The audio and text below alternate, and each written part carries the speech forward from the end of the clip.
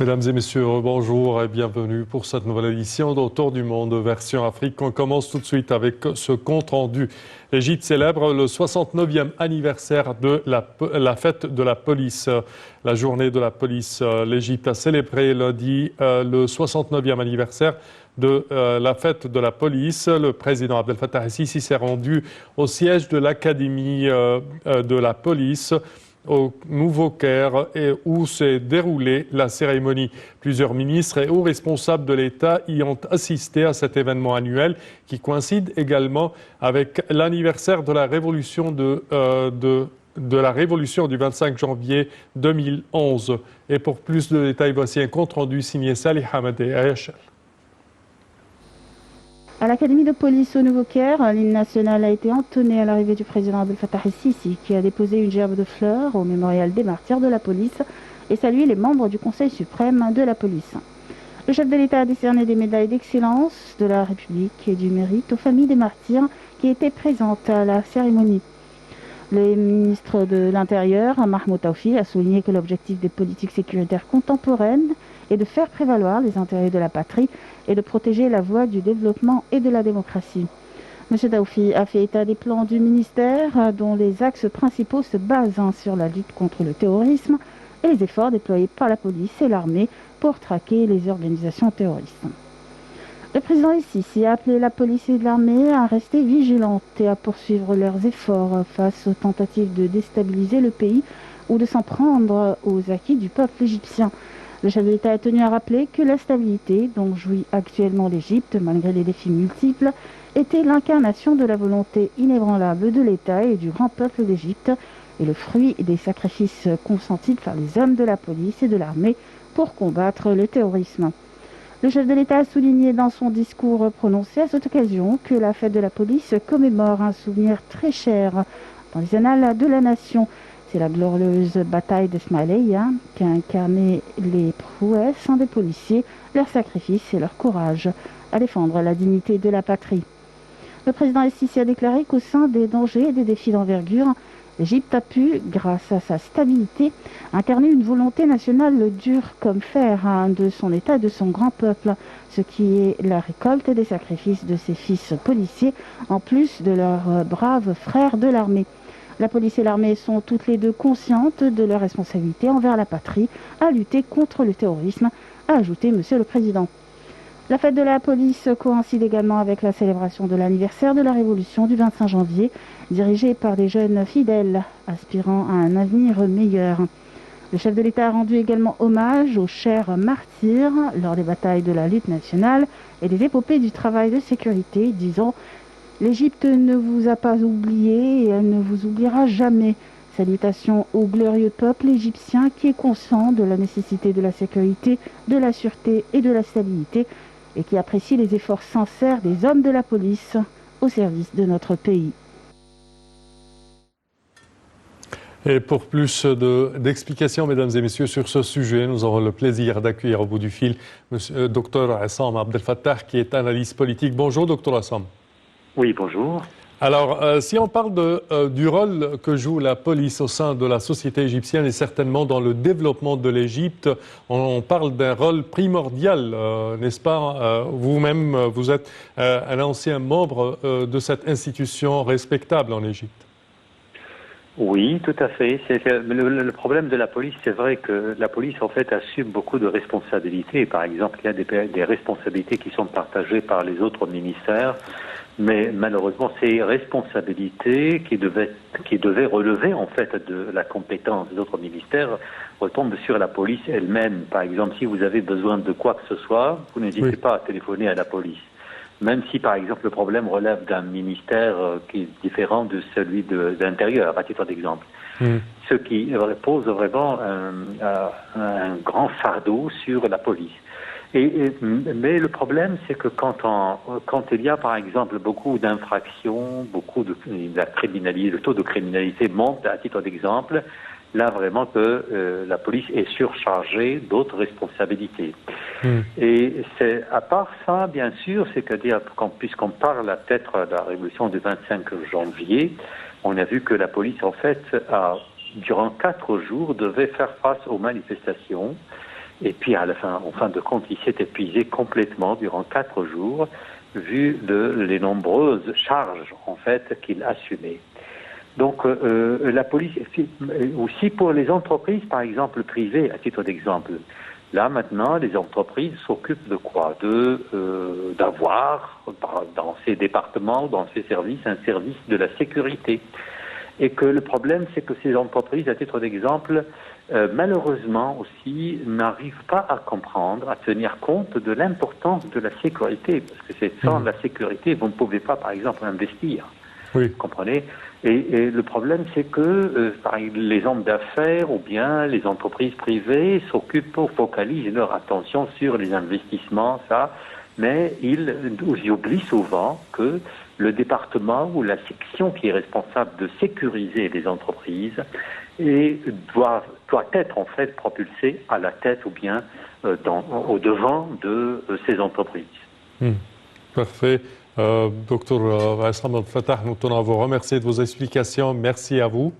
Et nous enchaînons, chers téléspectateurs, avec cette information. Le président Abdel Fattah el-Sisi accueille l'envoyé spécial de son homologue nigérian.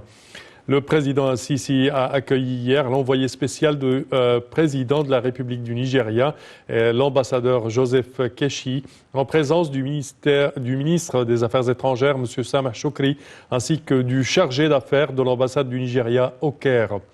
L'envoyé nigérian a transmis à M. le Président un message écrit de son homologue nigérian, Muhammadu Buhari. Le message a porté sur un nombre de questions de coopération bilatérale entre l'Égypte et le Nigeria, en particulier dans les domaines économiques et commerciaux, ainsi que les questions de lutte contre le terrorisme et les efforts afin de renforcer les consultations politiques entre les deux pays, outre la retenue du comité mixte. Il s'agit de même de l'échange d'expertise sur la gestion de des répercussions de la pandémie de la Covid-19, ainsi que le rôle de l'Égypte à soutenir les efforts de développement nigériens à travers la coopération dans les projets d'infrastructure, en particulier la construction de routes et la production d'électricité.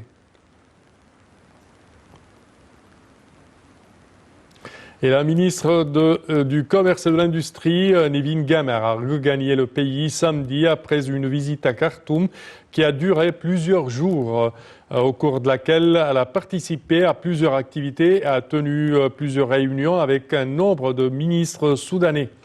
Lors de sa visite au Soudan, Dr Nevin Gamer a participé à l'inauguration de la 38e édition de la Foire internationale de Khartoum, où l'Égypte était l'invité d'honneur.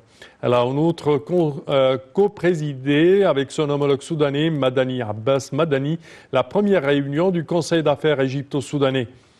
Madame Gama s'est également entretenue avec le ministre de l'Infrastructure et des Transports, Hachem Ben Aouf, pour discuter de projets communs, dont notamment la construction d'une zone industrielle égyptienne au Soudan. En marge de la visite, la ministre du Commerce et de l'Industrie a signé avec son homologue soudanais un mémorandum d'accord dans le domaine des petits projets. Elle a souligné avoir examiné avec le ministre soudanais de l'Industrie et du Commerce l'augmentation des échanges commerciaux entre l'Égypte et le Soudan.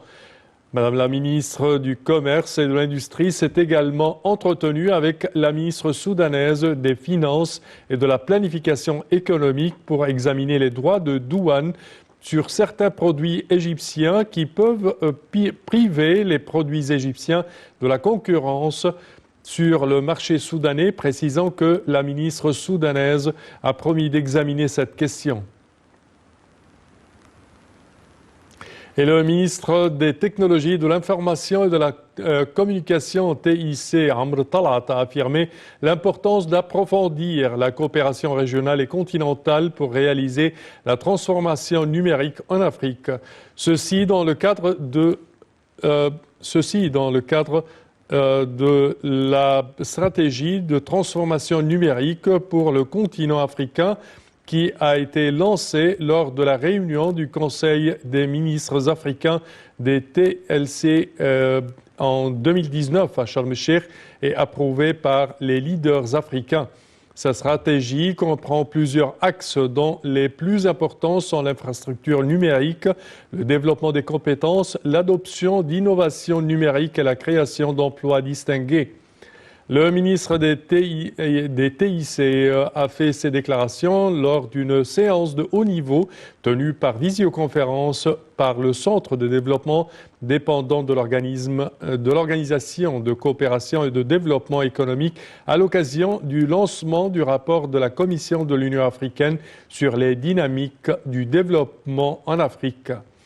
M. Talat a souligné que les travaux de construction en cours de l'Université égyptienne d'informatique et la mise en œuvre de l'initiative Les bâtisseurs de l'Égypte numérique qui vise à développer les capacités des cadres numériques afin de rivaliser au niveau international. Je cite, l'Égypte est l'un des premiers pays à ratifier l'accord de libre-échange continental africain et elle est aussi prête à conjuguer les efforts avec tous les pays africains pour relier les chaînes d'approvisionnement de divers pays et régions. C'est ce qu'a affirmé M. le ministre Amr Talat. Et le soutien arabe à Djibouti est un investissement dans le renforcement de la sécurité arabe. Lors de sa première visite officielle après son élection à la présidence du Parlement arabe, M. Adel Ben Abdurrahman Al-Assoumi a prononcé un discours devant la Chambre des représentants de la République de Djibouti en présence d'un nombre d'ambassadeurs arabes et étrangers accrédités auprès de la République de Djibouti. Dans son discours, M. Al-Assoumi a évoqué les défis internes et les menaces extérieures auxquelles le monde arabe est confronté, dont à la priorité la lutte contre le terrorisme, les répercussions économiques et sociales sans précédent de la pandémie du coronavirus et la lutte contre l'ingérence étrangère systématique dans les affaires intérieures arabes, en examinant le nouveau plan d'action du Parlement arabe qui vise à renforcer son rôle face à ces défis en introduisant un nombre de nouveaux mécanismes, y compris la mise en place d'un comité mixte de lutte contre le terrorisme, un centre de diplomatie parlementaire arabe et le lancement de l'Observatoire arabe des droits de l'homme. M. Al-Assoumi a souligné dans son discours que le Parlement arabe n'hésiterait pas à fournir toutes les formes de soutien à la République de Djibouti, appelant les pays arabes à renforcer les relations de coopération avec ce pays dans tous les domaines et à bénéficier de sa situation stratégique qui attire les investissements. Le président du Parlement arabe a salué les efforts considérables déployés par le président Ismaïl Omar Guelleh pour assurer la sécurité, le développement et la stabilité de Djibouti. Et concernant le RDC, République démocratique du Congo, l'Assemblée nationale renverse le Premier ministre. L'Assemblée nationale de la République démocratique du Congo, RDC, a adopté hier à une écrasante majorité une motion de censure contre le Premier ministre Sylvester Ilunga-Kamba, proche de l'ex-président Joseph Kabila, consacrant une victoire politique de l'actuel chef de l'État, Félix Tshisekedi. C'est avec une victoire écrasante, comptant 367 voix pour, contre seulement 7 contre, que l'Assemblée a adopté la motion de censure visant le Premier ministre et son gouvernement. Ce dernier doit, selon la Constitution, rendre sa démission dans les prochaines 24 heures. Absent de l'Assemblée nationale, le Premier ministre sortant a dénoncé une manœuvre politicienne sans fondement factuel au mépris des exigences de l'État de droit dans une réponse à la motion de censure envoyée au président du bureau provisoire de l'Assemblée nationale. Il affirme que celui-ci ne serait pas compétent pour examiner une telle motion de défiance. Le vote de l'Assemblée nationale représente une victoire pour le président Tshisekedi en quête d'une nouvelle majorité nationale d'union sacrée depuis son discours télévisé du 6 décembre. Ce jour-là, le chef de l'État avait annoncé unilatéralement la fin de la coalition au pouvoir qu'il formait depuis son investiture en janvier 2019 avec son prédécesseur Joseph Kabila au pouvoir de 2001 à 2019. Cette coalition était l'élément clé de la transition pacifique du pouvoir entre les deux hommes, la première dans l'histoire du pays. Proclamé vainqueur de l'élection présidentielle du 30 décembre 2018, Félix Tshisekedi devait gouverner avec une majorité parlementaire restée fidèle à son prédécesseur.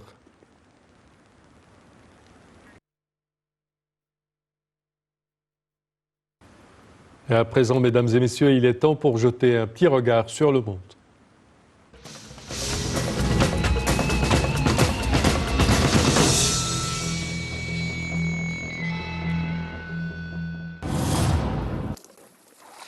Bip bip.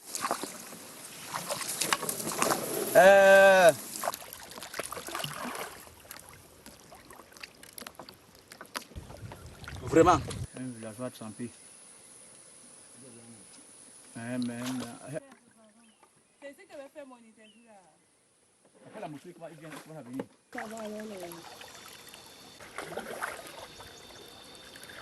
Un bon dîner la télé. Un bon dîner la télé. Un bon dîner là.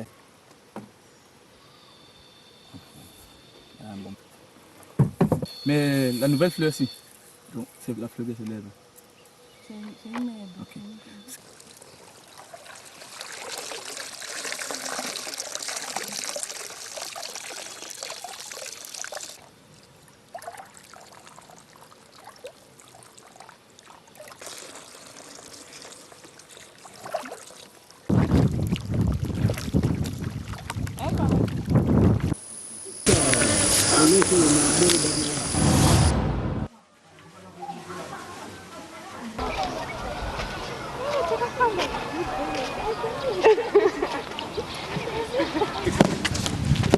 Two, three, four, one, two, two, three. Watch my demonstration. 1, 2, 5. Magas. 1, 2, 6, 7, 8, 9. Anong unang gabi din? Nasa dyan, bupinda. Ready? Sir. 1, 2, 3. Ano, ganyan yung suwasteri. Kamus po para dyan. Ay, wag na.